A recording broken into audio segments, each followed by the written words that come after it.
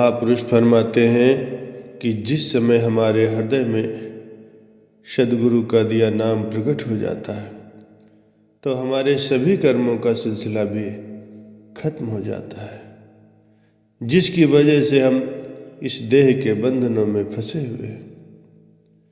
जिस तरह एक सूखी घास का ढेर कितना ही बड़ा क्यों न हो, आग की एक चिंगारी उस पूरे ढेर को जलाकर राख कर सकती है।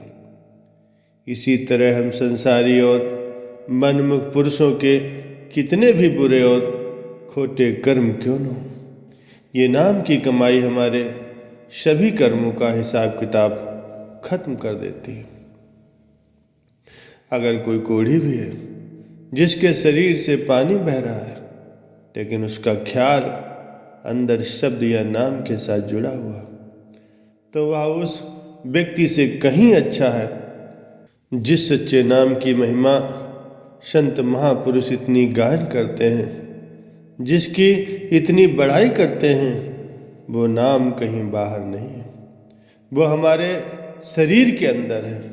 उसको बाहर ढूंढने का कोई फायदा नहीं। उस नाम की संभाल रखना है, उसकी तरफ ध्यान देना है, उस नाम के साथ जुड़ना है और फिर परमात्मा से जा मिलना है। अगर हम उस बाहर परमपिता परमात्मा की खोज करेंगे तो हमसे बड़ा ज्ञानी इस जहान में कोई नहीं हो सकता, क्योंकि परमात्मा तो हमारे अंदर विराजमान है।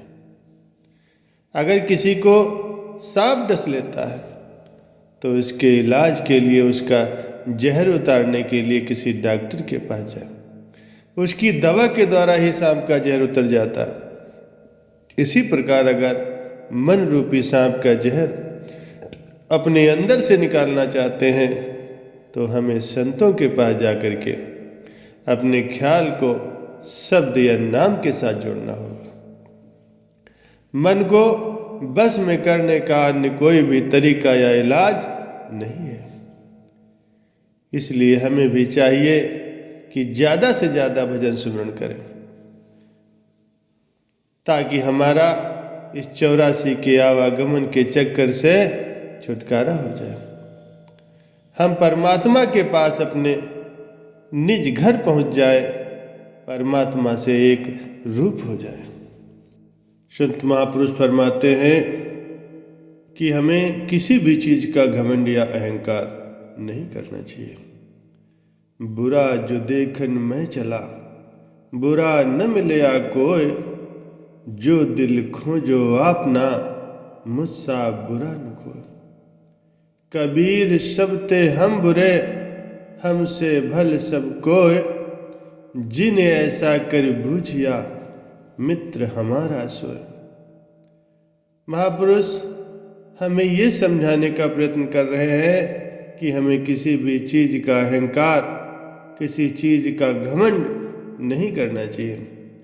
इंसान के जामे में बैठकर मन के अंदर नम्रता, दीनता और आजिज़ी रखनी चाहिए। नाम की कमाई करनी चाहिए, क्योंकि नाम की कमाई ही हमारा साथ देगी।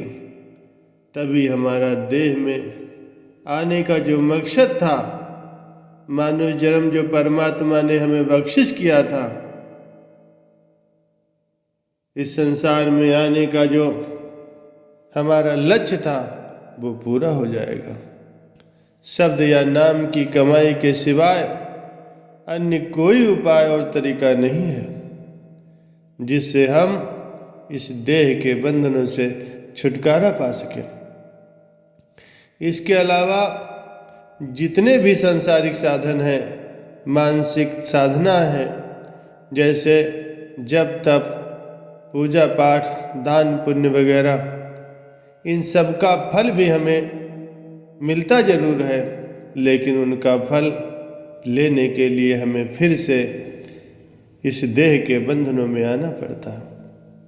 नेक कर्म करते हैं तो राजा महाराजा बनकर के आते हैं, सेठ साहूकार बनकर के आते हैं और उन अच्छे कर्मों से ज़्यादा से ज़्यादा हमें वैकुंठों और स्वर्गों तक पहुँच पाती है। लेकिन सज्जनों, ये भी तो भोग योनियाँ हैं जो एक निश्चित समय के लिए होती हैं। इसके बाद हमें फिर से इस 84 के जेल खाने में आना पड़ता है। लेकिन प्रभु के सच्चे नाम की कमाई हमें हमेशा के लिए इन देह के बंधनों से आज़ाद कर देती है। इसीलिए संत समझाते हैं, इन सभी चीज़ों का फल केवल सच्चे नाम की कमाई के फल के नीचे रहता है, यानी हमें काल के दायरे में ही रखता है।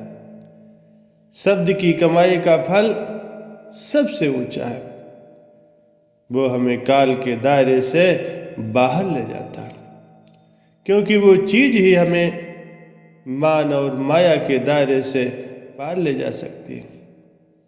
जो चीज़ मन और माया के दायरे में आती हो, उससे हमें छुटकारा केवल सच्चा नाम ही दिला सकता है। वो सच्चा नाम, वो शब्द सचखंड से उठता है। काल की सीमा तो त्रिलोकी तक है। इसलिए हम शब्द को पकड़कर काल की हद से बाहर चले जाते हैं। सिमरन करने की तो हमें कुदरती आदत पड़ी हुई है, इसीलिए इस कुदरती आदत से हमें फ़ायदा उठाना है। दुनिया के सिमरन और ध्यान के स्थान पर मालिक के नाम का सिमरन और ध्यान करो, क्योंकि सिमरन को सिमरन काटेगा और ध्यान को ध्यान काटेगा। दुनिया की नासवान चीज़ों का सिमरन करके हम उनसे मोहब्बत कर बैठते हैं, लेकिन उनमें से कोई भी चीज़ हमारा साथ देने वाली नहीं है। उनका प्यार हमें बार बार देह के बंधनों की ओर ले आता है। इसलिए हमें चाहिए कि हम उस मालिक के नाम का स्मरण करें, उसका ध्यान करें, जो कि कभी भी फना नहीं होता, जिसकी हमारी आत्मा अंश है और जिसके अंदर वो समाना चाहते हैं। हमारा मन जो विषय विकारों में, दुनिया के मोह में फंस करके एक हिरन की तरह भटकता फिर रहा है, जब ये नाम या शब्द के साथ जुड़ जाता है तो फिर हमेशा के लिए बन जाता है। इसके अलावा अन्य कोई विचार करना या इस मन को बस में करने का उपाय करना व्यर्थ है। सिर्फ सच्चे शब्द या नाम की कमाई करके ही हमारा मन निर्मल, पवित्र और पाक हो सकता है। सच्चे नाम की कमाई करके ही हम 84 के दुखों से हमेशा के लिए बच सकते हैं। संत मत में कोई ऐसी खास प्रार्थनाएं नहीं हैं जिन्हें आप बार बार दोहरा सके। प्रार्थना के लिए शब्दों या भाषा की जरूरत नहीं होती। प्रार्थना तो प्रेम की भाषा है जो हमारे हृदय से प्रभु तक जाती है। प्रार्थना के समय आपके और मालिक के बीच में कोई दूसरा नहीं होता। जब आप प्रार्थना करते हैं तो संसार को भूल जाते हैं, केवल मालिक रहता है और आप रहते हैं। प्यारे सज्जनों, यही सच्ची प्रार्थना है और ये प्रार्थना केवल हमें भजन के द्वारा ही प्राप्त होती है। जब हम ये भूल जाते हैं कि हम कौन हैं, कहाँ हैं और क्या कर रहे हैं, सिर्फ हम होते हैं और परमात्मा होता है। यही सच्ची प्रार्थना है और यही हमको करना है।